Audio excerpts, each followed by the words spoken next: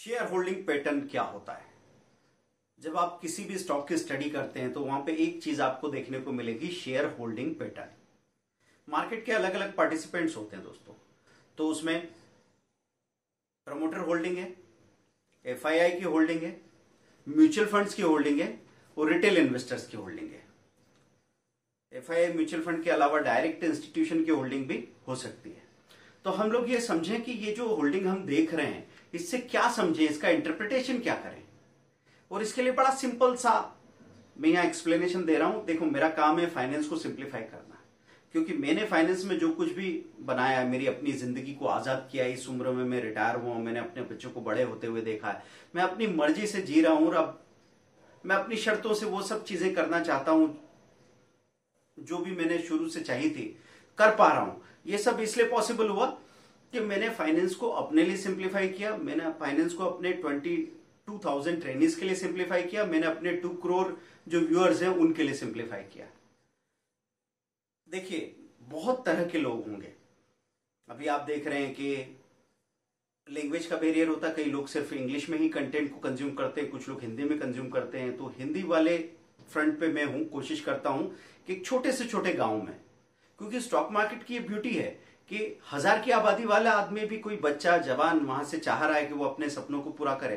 पहले पॉसिबल नहीं था, अब पॉसिबल है। इसीलिए तो दोस्तों मैंने एक वीडियो बनाया था कि कैसे एक छोटे से गांव का लड़का एक न्यूयॉर्कर या मुंबईकर से भी आगे जा सकता है। और ये टेक्नोलॉजी ने पॉसिबल बना दिया है, लेकिन सॉफ्टवेयर तो अपडेट हो गए हैं, टेक्नोलॉजी अपडेट हो गई है, हमारे माइंडसेट अपडेट करना अभी बाकी है। तो हम शेयर होल्डिंग पैटर्न के बारे में बात कर रहे हैं, आखिर तक सुनिए, क्योंकि आखिरी में मैं आपको एक बहुत बड़ी खुशखबरी देने वाला हूं। शेयर होल्डिंग पैटर्न में सबसे पहले क्या देखते हैं आप देखते हैं प्रमोटर होल्डिंग। प्रमोटर कौन होते हैं? प्रमोटर मतलब मैनेजमेंट और उनसे सीधे जुड़े हुए लोग। कंपनी का मालिक कौन है? एक कंपनी का डायरेक्टर कौन होता है? डायरेक्टर वो होता है जिसके पास सबसे ज्यादा होल्डिंग हो। सबसे ज्यादा होल्डिंग कितनी होगी, नंबर्स में बता सकते हैं आप? 51%। क्यों 51%? क्योंकि बाकी सब मिलके 49 बनते हैं, तो 51 से ज्यादा कोई हो नहीं सकता। अब ये 51% में से अगर सामने वाला उस डायरेक्टर की या प्रमोटर की होल्डिंग में से शेयर लेना चाहे और कहीं से 3% शेयर भी इकट्ठे कर ले और बाकी सारे शेयर खरीद ले, तो डायरेक्टर चेंज हो जाएगा, कंपनी की जो ओनरशिप है वो बदल जाएगी। ठीक है दोस्तों, तो 51% मिनिमम है जो कंपनी की ओनरशिप या इतनी होल्डिंग जरूरी है मालिक बनने के लिए।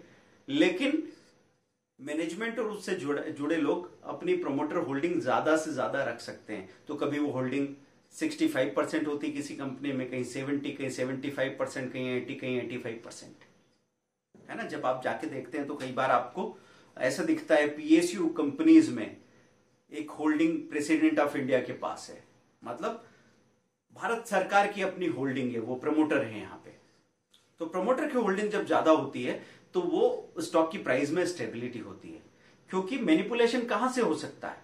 जितना बाजार में शेयर घूम रहे हैं उनकी खरीदी बिक्री से एकदम मैनिपुलेशन हो सकता है। अगर प्रमोटर के पास होल्डिंग ज्यादा है तो फिर उसमें स्टेबिलिटी ज्यादा रहेगी। और प्रमोटर की होल्डिंग ज्यादा होने का मतलब क्या है कि प्रमोटर को, जिसको इस कंपनी के बारे में सबसे ज्यादा पता है, क्योंकि वो सबसे करीब खड़ा है, सबसे ज्यादा इन्वॉल्व है, तो अगर वो कंपनी ग्रो कर रही होगी तो प्रमोटर अपनी अच्छी होल्डिंग को बनाए रखेगा। अगर वो ग्रोथ कहीं गड़बड़ होती है या कोई गड़बड़ कंपनी के अंदर होती है तो क्या रिएक्शन आ सकता है प्रमोटर या मैनेजमेंट का? वो अपना स्टेक खाली करे, अपना स्टेक बेचे। तो जब भी कोई कंपनी का प्रमोटर अपना स्टेक बेचेगा, यह सबसे नेगेटिव खबर है दोस्तों। हो सकता है कि 1%, 2% का स्टेक भी कोई प्रमोटर बेच दे तो लोअर सर्किट की नौबत भी आ सकती है किसी अच्छे स्टॉक में। ये बहुत बुरी खबर मानी जाती है। और जब इसका उल्टा करते हैं वो, जब वो अपनी होल्डिंग बढ़ाना चाहते हैं, जैसे आपने अभी टीसीएस का बाईबैक देखा था, टीसीएस चल रहा था 33, 3400, 3800 का बाईबैक ओपन ऑफर में आया था, तो कई सारे इन्वेस्टर्स ने ओपन ऑफर में वो शेयर बेचे और उसकी वजह से कंपनी ने अपनी होल्डिंग, प्रमोटर होल्डिंग बढ़ा ली। तो प्रमोटर होल्डिंग जब कंपनी बढ़ा रही है, इसका मतलब कंपनी के फ्यूचर को लेके बहुत ज्यादा अश्योर है मैनेजमेंट, ऐसा माना जाता है। मतलब उसका थ्योरेटिकल इंटरप्रिटेशन तो यही है।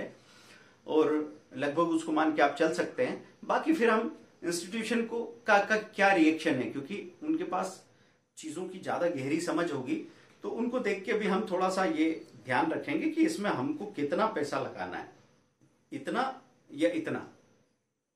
तो प्रमोटर होल्डिंग की बात हो गई दोस्तों। मैंने आपको वहां पे स्टेक सेलिंग के बारे में भी बताया जो कि नेगेटिव है, और बायबैक वाला ओपन ऑफर में बायबैक की जो बात है वो पॉजिटिव है। पर ये जरूरी नहीं है। अब जैसे टीसीएस के बायबैक के बाद में एकदम से आईटी सेक्टर में सेलिंग आ गई और वो नीचे चला गया, और लोगों ने जहां देखा था कि उनका अच्छा बिक गया शेयर, चलो बायबैक की वजह से ये बात हो गई। जो लोग नए सिरे से घुसे थे ये सोच के कि 3800 में ले रहे हैं, ये तो जाके 4500 और ये वो सब हो जाएगा, क्योंकि बायबैक की खबर से लोगों ने सेकेंडरी मार्केट में शेयर उठा के रख लिए, ये सोचते हुए कि जब कंपनी को इतना भरोसा है और बायबैक कर रही है तो आगे ये भागेगा। तो उसके पहले उनको एक बड़ा सेटबैक देखने को मिला है, एक डिप आ गया है, 3000 तक का लेवल देखने को मिला है। तो दोस्तों एक इन्वेस्टर को कभी भी शॉर्ट साइटेड होके काम कभी भी नहीं करना है। अगर आपको लग रहा है कि आगे सब कुछ पॉजिटिव है, आगे आपको बड़ा चमचमाता रास्ता दिख रहा है, तो ठीक आपकी आंखों के आगे एक गड्ढा होगा जो आप इग्नोर कर रहे होंगे, और वो झटके में कई लोग मर जाते हैं। दूसरी चीज इंस्टीट्यूशन की होल्डिंग। इंस्टीट्यूशन की होल्डिंग में एक तो एफआईआई की होल्डिंग होती है, दूसरे पार्टिसिपेंट है मार्केट के। एफआईआई मतलब सारी दुनिया के लोग एशिया के मार्केट्स में आके पैसा लगा रहे हैं। क्यों? क्योंकि एशियन इकोनॉमीज ग्रोइंग इकोनॉमीज है, डेवलपिंग इकोनॉमीज है। बाकी जो आप अमेरिका, यूरोप, जापान की बात करते थे तो वो डेवलप्ड इकोनॉमीज हो चुकी है और वो सेचुरेटेड हो चुकी है। कई बार हम जब अधूरा ज्ञान रखते हैं तो हम बचपन में जो कहानियां सुनते थे वो कहानी, वो जिसको कहते हैं ना कि डेस्परेट है हम उन चीजों को लेके कि जापान की कहानी, यूएस की कहानी, अभी तक हमारा वो नजरिया नहीं बदला। यूरोप की हालत खराब है, अब एशिया की बारी आ चुकी है, तो ये अपडेट होना चाहिए। अगर मैं स्टॉक मार्केट में नहीं होता तो मेरे लिए कोई कारण नहीं था कि मुझे मालूम पड़ता कि पावर सेंटर कैसे चेंज हो रहे हैं। तो पूरी दुनिया एशिया में पैसा लगाना चाहती है। एशिया में चाइना का दौर आके गुजर चुका है, अब इंडिया का समय है ये। तो ऐसे अगर आप देखेंगे 80s की बात करें उस वक्त जापान का दौर था, 90s की बात करें यूएस का दौर था, और 2000 से 2010 की बात करें तो चाइना का दौर था, और अब जो दौर आया है ये इंडिया का दौर आया है। तो दोस्तों इंडिया में एक ऐसी रैली आने वाली है कि अगर इसको किसी ने राइड कर लिया, जो भी आपकी आस्था हो, जो श्रद्धा हो जजमान की, उस हिसाब से प्रसाद चढ़ा दे, जो कुछ मिलने वाला है उसकी आप कल्पना भी नहीं कर सकते। तो आपको इस चीज की तैयारी तो करनी ही चाहिए।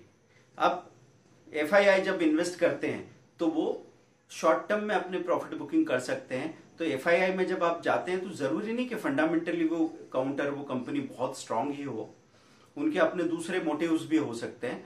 तब मैं आपसे कहूंगा एफआईआई के साथ में आप जाओ, शॉर्ट टर्म में प्रॉफिट बुक करते रहो, है ना। एक साथ कर लो, या नहीं कह रहा हूं, प्रॉफिट बुक करते रहो ताकि कंट्रोल आपके हाथ में रहे। पर एफआईआई जिन काउंटर्स पे जाते हैं उनमें आग लग जाती है, वो इतना भागते हैं, उनकी प्राइस इतने गुना हो जाती है, जो देख के आखिर में आप अपने लालच को बाद में नहीं रोक पाएंगे। तो अगर बाद में लालची होने वाले हैं तो मैं आपसे कहूंगा शुरू में ही हो जाइए। बात को समझने की जरूरत है।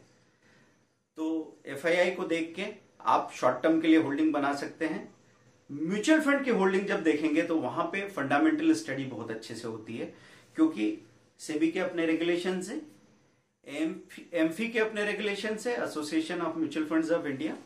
तो ऐसा नहीं है पॉसिबल किसी फंड मैनेजर के लिए कि वो अपनी सनक में कुछ भी ट्रेड करता रहे, तो उसको इन्वेस्टमेंट कुछ गाइडलाइंस के साथ में ही करना पड़ेगा। जैसे लार्ज कैप फंड है तो लार्ज कैप स्टॉक्स में ही पैसा लगा सकता है, मिड कैप फंड है तो मिड कैप में ही लगा सकता है, स्मॉल कैप में ही पैसा लगा सकता है। आईटी फंड है, अगर थीमेटिक फंड है, सेक्टर स्पेशल है, तो आईटी वाला आईटी में, बैंकिंग वाला बैंकिंग में, और एफएमसीजी वाला एफएमसीजी में पैसा लगाएगा। ऐसा नहीं कि अपनी मर्जी से उसका पैसा कहीं भी डाल दे।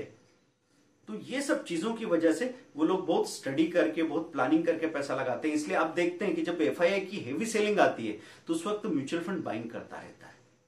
जब सारे रिटेल ट्रेडर, इन्वेस्टर डरे हुए होते हैं उस वक्त म्यूचुअल फंड बाइंग करते ही रहते हैं। आपको जाके एमएफ और एफआईआई एक्टिविटी में देखना चाहिए, डेली एक्टिविटी में, वहां से आपको पता लगेगा कि बाजार में लोअर सर्किट क्यों नहीं लगता है। क्योंकि जब एफआईआई हेवी सेलिंग कर रहे थे तो बाजार को कौन संभाल रहा था? म्यूचुअल फंड की बाइंग। वैसे डायरेक्ट इंस्टीट्यूशन की बाइंग भी होती है, वो भी आप देख सकते हैं। हाँ, प्रमोटर की होल्डिंग में आपको प्लेज जरूर देखना चाहिए। प्रमोटर की होल्डिंग में एक चीज मैंने आपको नहीं बताई थी कि प्लेज का परसेंटेज ज्यादा हो तो एक नेगेटिव बात है ना। अगर प्रमोटर ने अपने इक्विटी को प्लेज या गिरवी रखा हुआ है तो ये एक नेगेटिव बात है, आप जानते ही हैं।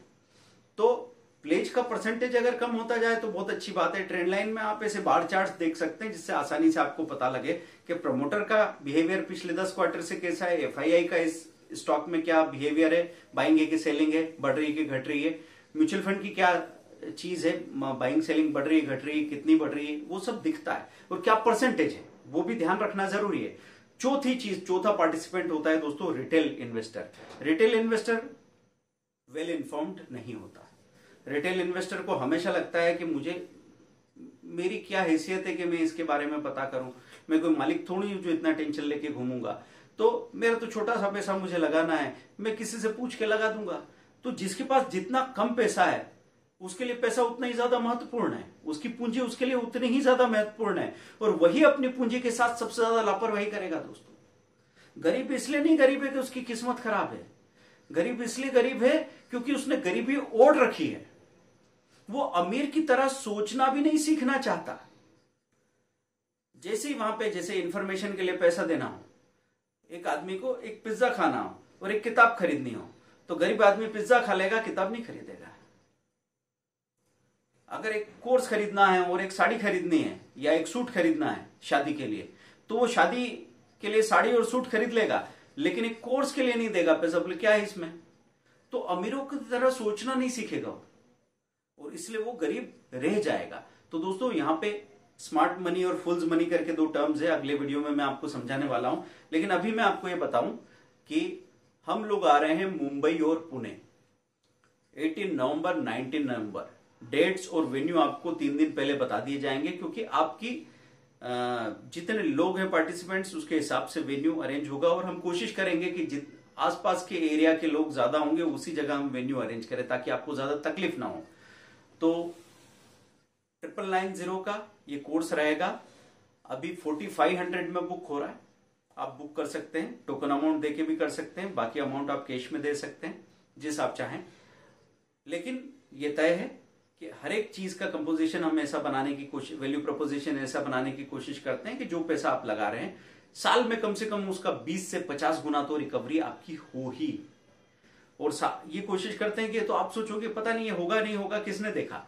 तो हम इस 4500 की पहली 20 बुकिंग्स के साथ में 10,000 का 10 स्ट्रेटेजी का कोर्स निफ्टी का फ्री ऑफ कॉस्ट आपको दे रहे हैं। निफ्टी का 10 स्ट्रेटेजी का कोर्स, अगर किसी के पास पहले से निफ्टी का 10 स्ट्रेटेजी का कोर्स होगा तो टीम से बात कर सकता है, तो आपको उसके बदले में जो बेस्ट सब्स्टिट्यूट होगा वो मिल जाएगा दोस्तों। लेकिन फर्स्ट 20 बुकिंग्स के लिए कई बार आमने सामने जब होते हैं हम तो उससे आपका यकीन बढ़ जाता है। उसका कारण ये है कि हम जिस तरीके के माइंडसेट से चले आ रहे हैं, हमने 25 साल तक इसी तरीके से पढ़ाई की है।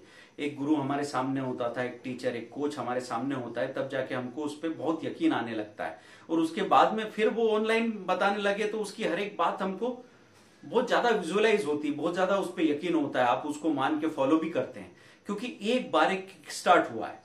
तो उसी के लिए हम लोग ये चीज कर रहे हैं। ऑल ओवर इंडिया में हमारी ट्रेनिंग्स रहेंगी दोस्तों। बुकिंग करने का ये मौका, क्योंकि लिमिटेड सीट्स है, उसके बाद सीट्स रहेंगी नहीं, तो अगले दिन हम और उस ट्रेनिंग को रिपीट कर सकें इसकी भी पॉसिबिलिटीज कम है। तो अगर सीरियसली आप ये सीखना चाहते हैं तो ज्यादा सोचिएगा मत, बुकिंग करके रख लीजिएगा।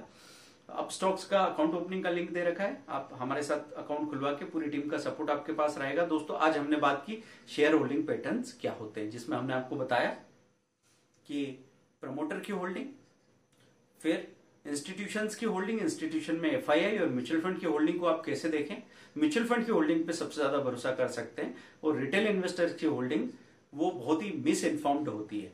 तो वो कम जानकारी के साथ अचानक से बहुत जोश में ग्रिड में आ जाते हैं या फिर अचानक से फियर के ट्रैप में आ जाते हैं। तो जहां पे रिटेल इन्वेस्टर की होल्डिंग बहुत ज्यादा हो वहां के स्टॉक्स में बड़े उतार चढ़ाव हो सकते हैं। और जो दूसरा, रिटेल इन्वेस्टर्स की फाइनेंशियल कैपेसिटी इतनी कम होती है कि वो छोटी छोटी प्राइस के शेयर्स को देखते हैं, पेनी स्टॉक की तरफ उनका बहुत ज्यादा लगाव और रुझान रहता है, और बड़े बड़े शेयर्स को महंगा समझ के वो छोड़ देते हैं। तो ये सब आपको समझना है। धीरे धीरे चीजें समझते जाएंगे तो आपको मजा भी आने लगेगा। और फिर स्टॉक मार्केट तो एक ऐसी चीज है कि या तो आप अखबार पढ़ो पॉलिटिक्स की खबरें, या आप क्रिकेट देखो और उसी में अपना दिन गुजारते रहो, या फिर आप अपने ऊपर समय को, पैसे को इन्वेस्ट कर सकते हैं। और ये इन्वेस्टमेंट सिर्फ आपके काम नहीं आएगा, आप एक ऐसी लिगेसी, एक ऐसी विरासत अपनी फैमिली के लिए छोड़ेंगे कि वहां से बेरोजगारी शब्द हमेशा के लिए, गरीबी शब्द हमेशा के लिए मिट जाएगा। क्या अपने आप को ये मौका देना चाहेंगे? सोचिए। Good night.